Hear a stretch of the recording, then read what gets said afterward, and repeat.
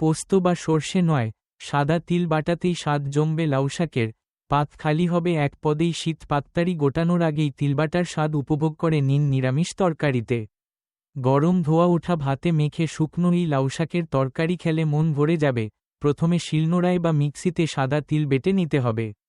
শুরুতে একটু শুকনো অবস্থায় পিষে নিন।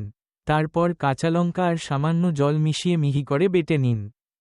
অন্যদিকে লাউয়ের ডগা ভালো করে জল দিয়ে ধুয়ে নিতে হবে প্রথমে। বড় পাতা থাকলে একটু ছোট করে কেটে নিতে হবে। শাক কুচোনোর মতো কুচিয়ে নিলে সবচেয়ে ভালো। এর সঙ্গে শিম, আলুও ছোট করে কেটে নিতে হবে। হালকা সবুজ কাঁচা টমেটো এই তরকারির স্বাদ অনেকটাই বাড়িয়ে দিতে পারে। কাঁচা টমেটোকেও ছোট ছোট করে কেটে নিতে হবে। এবার কড়াইয়ে সর্ষের তেল গরম করে কালোজিরের ফোড়ন দিন। সবার প্রথমে আলু ছাড়তে হবে তেলে। একটু নাড়াচাড়া করার পর শিম আর কাঁচা টমেটো মিশিয়ে দিন। তারপর একে একে হলুদ গুঁড়ো, লঙ্কা গুঁড়ো দিতে হবে। সবজিগুলি হালকা নাড়াচাড়ার পর লাউশাক মিশিয়ে দিতে হবে। সামান্য জল মিশিয়ে ঢাকা দিয়ে দিতে হবে। 5-7 মিনিট পর শাক ও সবজিগুলি মজে এলে তিলবাটা ঢেলে দিতে হবে। নাড়াচাড়া করে ঢাকা দিয়ে দিয়ে রান্না করতে হবে।